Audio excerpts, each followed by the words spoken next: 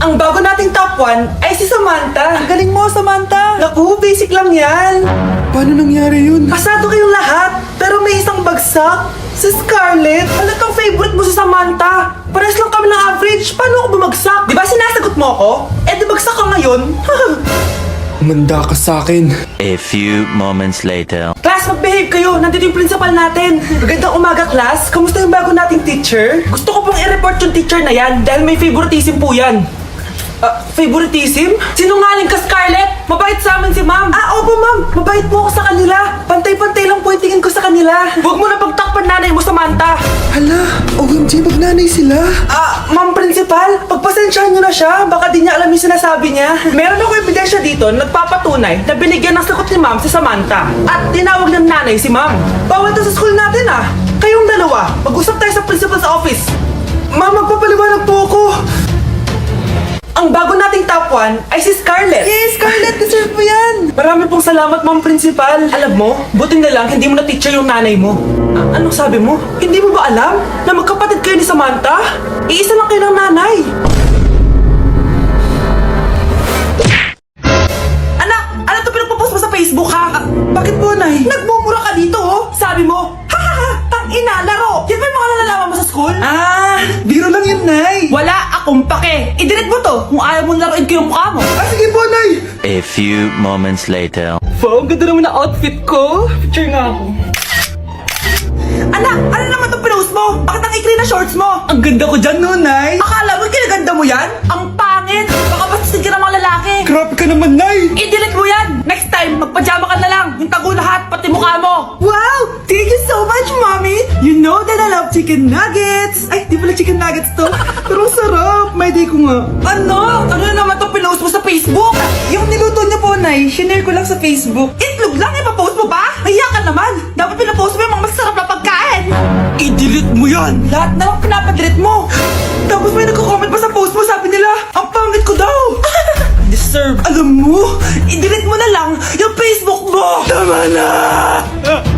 I-delete mo na para tumimik na yung buhay ko. Eh, kung wag ka kayo mangyalab, sigurado tatahimik buhay mo. Akin na yung phone mo. Ako na lang magdi-delete. Bakit kita i-delete kung pwede naman kitang i-block? Hindi mo na makikita yung mga post ko. Nay, nandito po yung boyfriend ko. Sige anak, pasukin mo. Sige po, Nay. Babe, balik ka na. Hello po, tita. Eto ba yung driver niya, anak? Boyfriend ko yan. Anong driver, Nay? Boyfriend mo to? Halika nga dito, anak. Ano ba yan, anak? Mag-boyfriend ka na nga lang. Pangit pa. Nay, ano ka ba? Mayaman yan. Siguraduhin mo lang, ikaw pala yung boyfriend ng anak ko? Opo, tita. Malaki ba bahay mo? Wala po akong malaking bahay. Ganun ba? Ayaw kita sa anak ko. Nay, ano ba? Kasi sa mansion po ako nakatira. May kotse ka ba? Syempre po. Baka yung mura lang yan, Lamborghini lang po. Oh, sabi ko sa inyo, Nay, mayaman yan eh. Meron po akong regalo sa inyo, tita. 1,000,000 po para sa inyo. 1,000,000? Anak, ano bang hinihintay mo? Magpakasal na kayo. Sige, Nay. Gusto ko next week may apo na ako, Anak, maganda ka na. Dadating yung mayaman kong boss. Sige po, Nay. Alimos po. Umalis ka nga dito. Baka makita ka pa ng boss ko. Sige na po. Pangkain ko lang po. Gutom na ako eh. Lumayas ka na. Ang dumi mo. Huwag ka nang babalik dito, Ito. Bili ka ng pagkain. Masasama talaga ugali ng mga yan. Thank you po. Pagpalain po sana kayo. Sige na. A few moments later. Boss, kamusta? Alam mo naman bakit nandito ako, di ba? Oo. Bibigyan mo ko ng pera. Tama. Dahil ang bait mong tao. Wow, Nay. Yayaman na tayo. 1,000,000 ang laman nito. Salamat. Ops! Hindi mo to deserve. Bakit naman? Ang bait ko kaya. Tumutulong kaya ako sa kapwa ko. Parang di naman, Nay. Nay, pumasok yung mapahong pulubi, bakit nandito na naman yan? Boss, pinaalis nila ako kanina. Naalala niyo ba siya? Tauhan ko yan. Sinabihan pa akong madumi. Joke lang yun. Ito naman. Shh!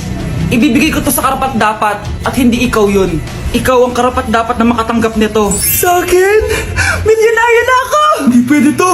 Sa akin dapat yan eh. Kayo ang tunay na mababaho! O eto, 5 piso, pampalubag loob. 5 piso!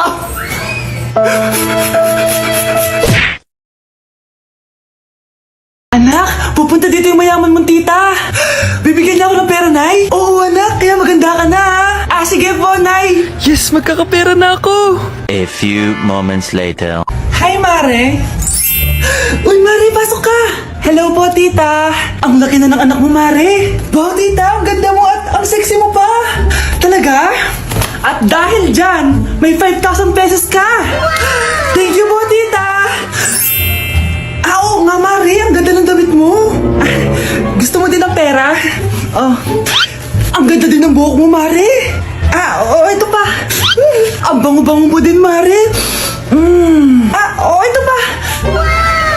Ang pogi naman ng anak mo, Mare. Siyempre, mana sa akin. At bibigyan ko ng 1 million pesos at house and lot kung sino man ang mapapangasawa ng anak ko.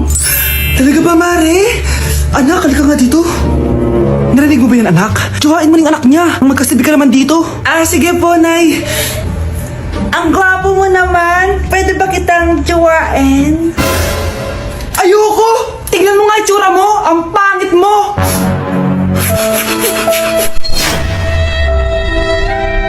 Ate, pwede mo ba ako tulungan sa module ko? Kita magbebebe time ako, di ba? Maghihiwalay din kayo. Che! Babe, di talaga ako mabubuhay nang wala ka. Cringe. Saksakin kita dyan eh. Ano, babe? Saksakin kita ng pagmamahal ko, babe. Baliw! A few moments later. Nay, pwede mo ba ako tulungan sa module ko? Grabe na talaga, pare. Ay, may ginagawa ko, anak. Wait lang. Darling? Yes, darling? Ah, tulungan mo nga yung anak natin. Ah, kaya niya na yan.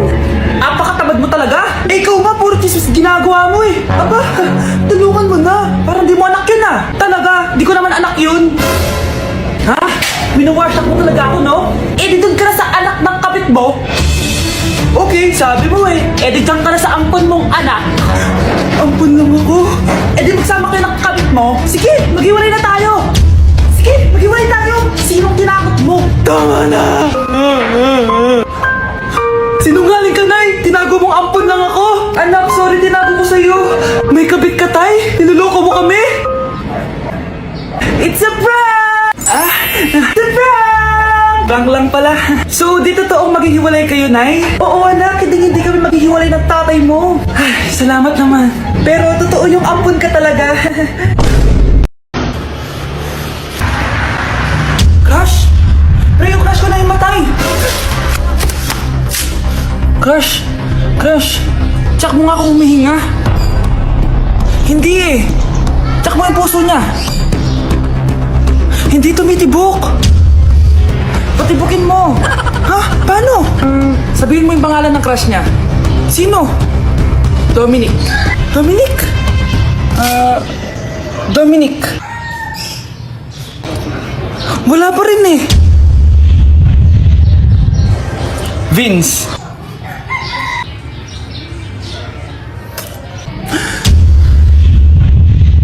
Kinikilig ako kapag ika'y nakita. Naalala ko ang iyong Nay, mag-face-to-face class na daw kami bukas. Ay, buti naman, nabawasan yung mga tamad dito sa bahay. Kaso, Nay, buntis ako. Malapit na akong mga anak. Ha? Ano ba naman yan, anak? Buntis ka pala, di ko alam. Anong gagawin ko, Nay? Kaka-cellphone mo yan eh. O sige, kakusapin ko teacher mo. A few moments later. Ah, pasok po kayo. Ah, ma'am, makikiusap po sana kami. Nay, manahim ka dyan. Ah, tungkol po saan? Ah, may tumor po kasi sa tiyan yung anak ko, ma'am. Hindi po siya makakapasok sa school. Ah, ganun ba? O sige, i-accept ko na lang siya. Salamat po, ma'am. Tara na, anak. Ang sakit na tiyan ko. Ah, anong nangyayari? Ah, wala po to, ma'am. Nay, mga nganak na ata ako. Ba't ngayon pa? Umiri ka. Ano ba naman yan? Sige, ire. Ayun na, malapit na. Akala ko ba tumor? Ayun na. Grabe na talaga yung mga bataan ngayon. Nagsisibuntisan na. Nay, si tatay may kausap na ibang babae. Ang sweet nila. Ha? Asan tatay mo? Nandun po siya, Nay. Oo, sige, kita tayo mamaya. Hoy, sino kausap mo? Kaibigan ko lang sa trabaho. Ganda na bracelet mo ah. Eto. Binigyan lang ng kaibigan ko. Okay. Hello, andyan ka pa? Di pa rin kita mas mag-usap? Sandali na lang to, darling. Umamin ka sa akin. May kabit ka, no? ba? Siguraduhin mo lang. A few moments later. Uy, Mare! Uy, anong balita? Tignan mo yung bracelet na binigay sa akin ng boyfriend ko. Wow, ganda! Ganda, di ba? Sabi niya mahal daw to. Hello po, ma'am. Hinahanap po kasi namin yung nagnakaw ng bracelet. Ganito po yung itsura niya. Ah, Mare, sabihin mo lang ka nakita. Ah, sige. Ah, sir? Sila po yung nagnakaw. Mare! Akala mo di ko alam na ikaw ang kabit na kasawa ko? Anong nangyayari dito, darling? Oh, eto na pala siya. Couple bracelet pa kayo, ha? Ah, magpapaliwanag ako, darling! Sumama na kayo sa akin sa presinto. Sige na, huliin nyo na yan. Darling, magpapaliwanag ako! Darling! Walang niya ka! Magbabayad ka! Anak, tulog na tayo. Oh, napapano ka? Sakit ng tiyan ko dahil ata ito sinuluto mo, Nay. Aba, ang sarap kaya na niluto ko. Lasang panis kaya, Nay. Bastos ka. Sandali lang, kukuha ko ng gamot. Asan na ba yung mga gamot na yun? Oh, Nay, ano yung nahanap mo? Nag-CR ka? Opo, Nay, kanina pa ako nandito eh. Ha? Di ba nasa kwarto ka? Ha? Ano pinagsasabi mo, Nay? Wait lang. Sino yung nasa kwarto? Ako rin yun, Nay. Ha? Matagal na akong patay, Nay. Naalala mo pa na nilasan mo ako? Magbabayad ka. Nay, ngita ka, tinakot mo pa ako, ha? Hindi mo ba alam na may kakambal ka? Oo nga pala, Nay. May kakambal pala ako. Para kang bobo. Nay, pwede ko pong papuntahin dito yung jowa ko? Anong jowa-jowa? Bawal magpapunta ng jowa dito, ha? Nay, sige na. Aba, pag sinabi kong bawal, Payag ka na, Nay? Sige anak, papuntahin mo na. Dito mo na rin patulugin. Babe, dito ka na daw matulog. Alam mo na. Nay, pwede bang gumala? Ay, hindi pwede. Puro ka na lang gala. Manahimik ka nga dito sa bahay. Kasama ko naman yung anak na kumari mo eh. Wala akong pake. Bawal. Anong bawal, Nay? Sige, gumala ka na, anak. Oh, ito ATM ko. Kuha ka ng pera dyan. Thank you, Nay. Bro, tara na. Pinayagan na ako.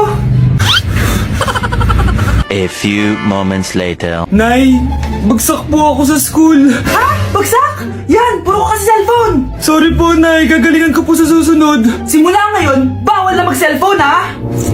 Bawal lang ano, Nay? Okay lang yun, anak. Bawal ka na sa susunod. Oh, ito bagong cellphone. Para sa'yo. Wow, thank you po, Nay. Huwag na huwag niyo sasaktan yung mga halaman ko. Magkamatay na tayo.